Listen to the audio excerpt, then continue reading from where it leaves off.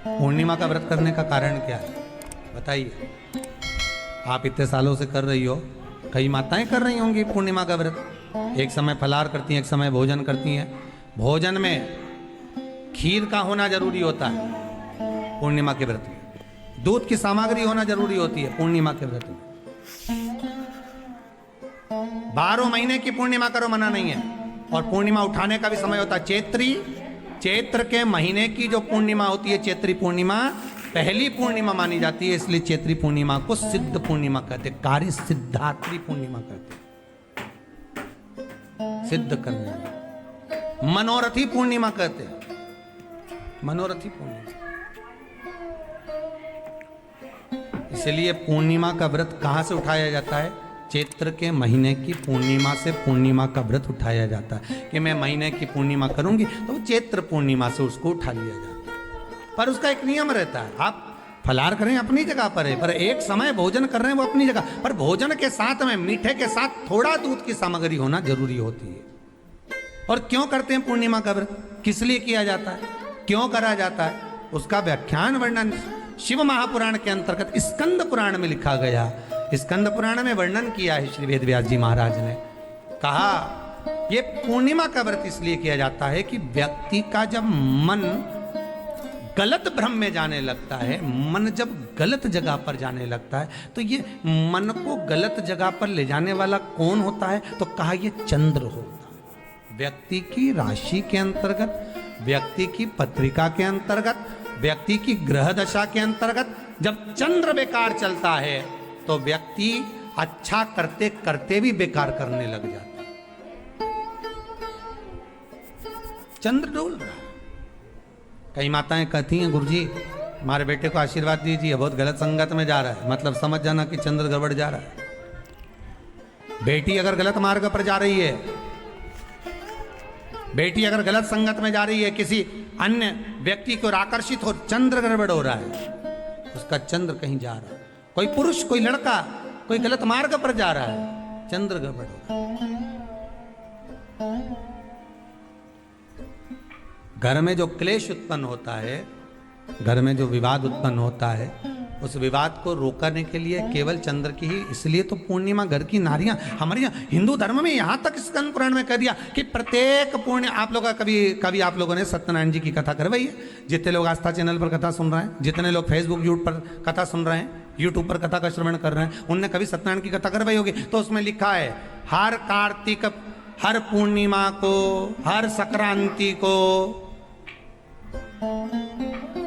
ब्राह्मण सत्यनारायण भगवान की कथा या राजा या वैश्य कथा को कराता था, या बढ़िया कथा कराता। सुनी कि नहीं सुनी ये बात?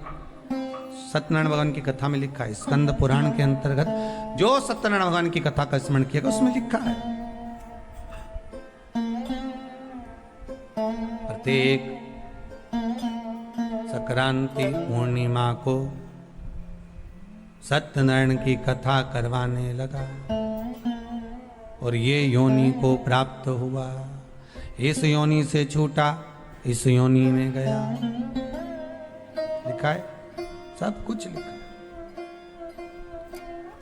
अब उत्ते से समझ जाओ कि पूर्णिमा को सत्यनारायण की कथा करने का बोला, तो पूर्णिमा को सत्यनारायण की कथा का क्यों बोला? वैसे तो रोज कराओ सत्यनारायण जी की कथा, प्रतिदिन कराओ, मना नहीं है। आप क्या कोई विशेष फंक्शन है आप सत्यनारायण जी की कथा करवा, पर पूर्णिमा संक्रांति को और संक्रांति को पूर्णिमा को सत्यनारायण की कथा का स्मरण क्यों करवाया गया? क्योंकि पूर्णिमा के दिन अगर ये भगवान का व्रत रख लेगी, पूर्णिमा के दिन अगर ये खीर का प्रसाद बना लेगी, थोड़ा सा दूध की कोई सामग्री बना लेगी और भगवान को भोग लगा देगी, भले सत्यनारायण भगवान के भाव से बनाए, भले सत्यनारायण जी के निमित्तार्थ बनाए, पर अगर इसने सत्यनारायण भगवान के निमित्त से बना, पर पूर्णिमा के दिन अगर ये व्रत रखेगी, उपवास रखेगी या कोई सामग्री बनाकर भगवान की पूजन कर लेगी, तो इसके घर में जो अशांति है वो शांति में बदल जाएगी। इसलिए कई घरों में आज भी सत्यनारायण भगवान की पूजन हर पूर्णिमा को करती है। माता किताब लेके बैठ जाती है, तुरंत उन्हें ऑफिस जाना, कहीं काम पे जाना, और तुरंत उसने जल्दी कलश रखा, कलश नहीं भी रखे तो भगवान की पूजन कर को रखे, ब्राह्मण देवता को बुला लेगी, ब्राह्मण नहीं आएंगे तो खुद कर लेगी, पर करती जरूर है। इतना सा आटा सेक लेगी, पंजेरी बनाई, सीरा बनाई, मिठाई रख दो, कुछ भी करेगी पर सत्यनारायण की कथा कर लो। उसका मन लग गया उसमें, मतलब पूर्णिमा को करना है। उसको करने से क्या होता है? शांति रहती, शीतलता रहती। जिसके घर में हर महीने की पूर्णिमा को खीर बनती हो, ध्यान दीजिएगा, बहुत सुंदर संवाद चल रहा है, बहुत ध्यान देने वाली बात है। प्रत्येक महीने की पूर्णिमा को जिसके घर में दूध की सामग्री बनती हो, दूध की सामग्री तैयार होती हो, खीर प्रसाद तैयार होता हो, उसके घर में कभी क्लेश नहीं हो सकता। चाहे सास बहू एक दूसरे के सामने वो कहे ना, वो सांप और नेवले की लड़ाई क्यों ना, फिर भी शांति हो जाती है। पर प्रत्येक महीने की पूर्णिमा होना चाहिए। ये नहीं कि तुमने एक महीने की पूर्णिमा पे बना लिया और दूसरे महीने की पूर्णिमा को गायब कर दिया। फिर किसी ने कह दिया आज चूरमा तो बन रहा है, दाल बाटी तो बन रही है चूरमे के साथ में, लड्डू बन रहे हैं, तो काय को खीर बना रही हो? तो तुमने अब वो खीर प्रसाद। महापुराण की कथा कहती है महाराज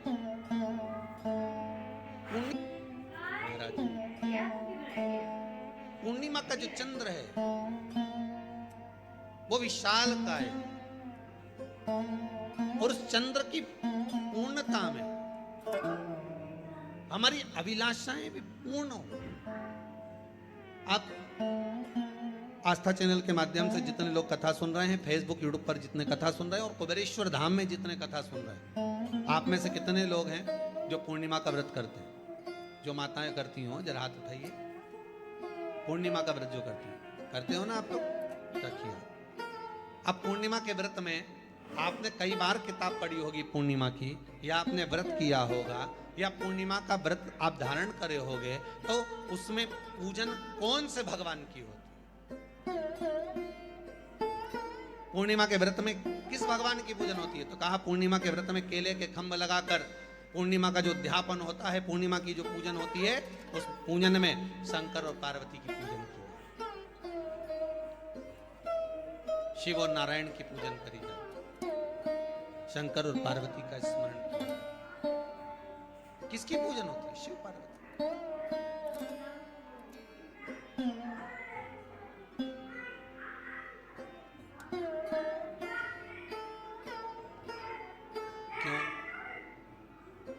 शंकर और पार्वती का पूजन क्यों करा जाता है पूर्णिमा के व्रत में? क्योंकि शिव और माता पार्वती ही केवल एक ऐसे हैं जिन्होंने अपूर्ण लक्ष्मी को भी पूर्ण बना दिया था। किसको पूर्ण बनाया है? लक्ष्मी। शरद पूर्णिमा के दिन अगर आप शंकर भगवान को एक लोटा पानी अगर शिव को समर्पित कर रहे हो, श्वेत पुष्प को रखकर शंकर जी के ऊपर सफेद फूल को चढ़ाकर अगर एक लोटा जल भी, एक पात्र जल भी शंकर को समर्पित कर रहे हो, तो ये लक्ष्मी के लिए ही तो कर रहे हो। और कौन सी लक्ष्मी? पूर्ण लक्ष्मी। पूर्ण लक्ष्मी। आपको पहले भी कथा में कहा, एक बार भगवान विष्णु के सामने लक्ष्मी मैया ने बहुत तेज स्वर में कह दिया था, नारायण, दुनिया के लोग आपका नाम जपते हैं, दुनिया के लोग नारायण नारायण कहते हैं, दुनिया के लोग आपका भजन करते हैं, पर सत्य मायने में कहूं ना तो मेरे बिना दुनिया के लोगों की नहीं चल सकती। मेरे बिना दुनिया नहीं चल सकती, संसार मेरे बिना नहीं चल सकता। भगवान विष्णु ने कहा ये तो गलत है लक्ष्मी आपका कहना। एक दिन लक्ष्मी को अहंकार आ गया, अहंकार के संबोधन जब माता लक्ष्मी कहने लगी तो भगवान उसी समय पर भगवान विष्णु को क्रोध आ गया, और भगवान विष्णु ने कह दिया लक्ष्मी तो इतनी बड़ी बड़ी बात कहती है कि तेरे बिना नहीं रह सकती संसार। मैं तुझे कहता हूं लक्ष्मी तू अपूर्ण है, तू अपूर्ण है, तू पूर्ण कब हो गई?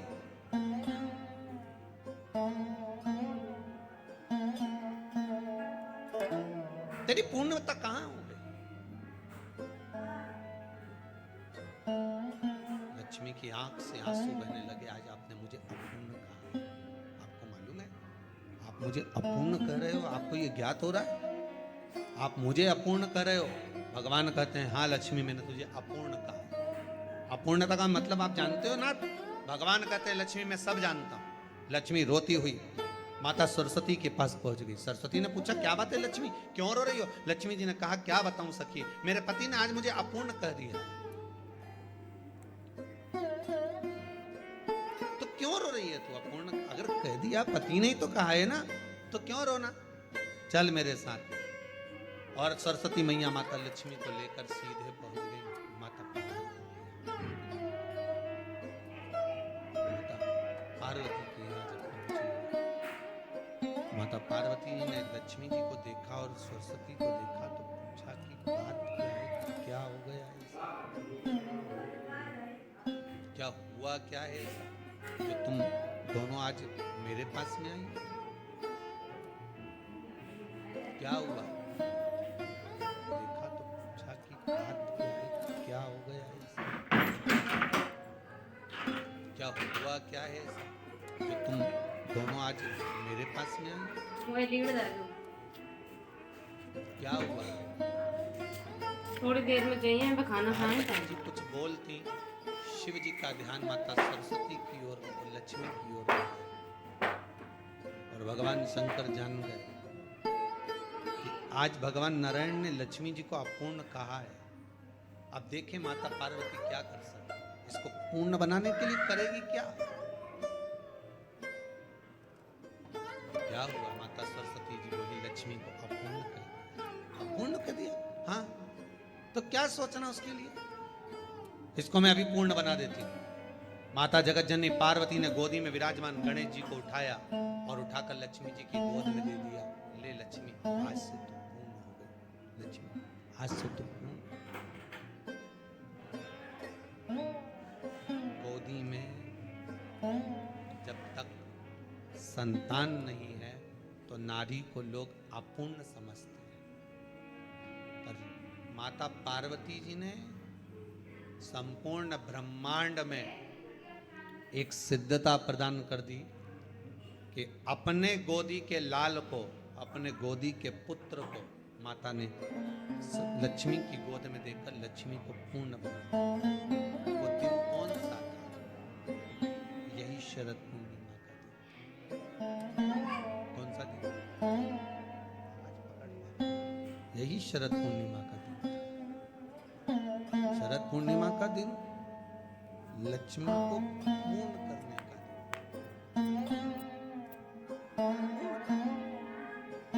केवल अमृत ही नहीं बरसता, शरद पूर्णिमा के दिन लक्ष्मी भी बरसती। लक्ष्मी पूर्णिमा के कितने व्रत होते हैं? बोलते जाओ, जरा जल्दी जल्दी बोलो। पूर्णिमा के नारियों को, स्त्रियों को अखंड सौभाग्य के लिए, जो नारी वैधव्य नहीं होना चाहती है उस नारी को पूर्णिमा के कितने व्रत करना चाहिए? जिस नारी के यहाँ संतान नहीं हो, भगवान कृष्ण ने माता यशोदा को द्वापर में भी बताया है कि पूर्णिमा के 32 व्रत होते हैं। कितने व्रत होते हैं? 32।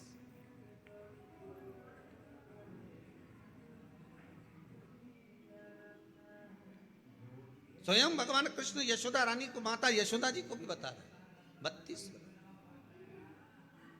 अब आपको किसी ने बता दिया होगा कि 8 कर लो, 7 कर लो, 6 कर लो, 12 कर लो, इसलिए आपने बोला कि 12 कर लीजिए, 32 कर लीजिए। अरे यहाँ तो द्वापर की कथा भी कहती है। यशोदा जी ने एक बार भगवान कृष्ण को रोक कर कह दिया, ए कन्हैया रुको। कन्हैया बोले, बोलो माँ क्या बात है?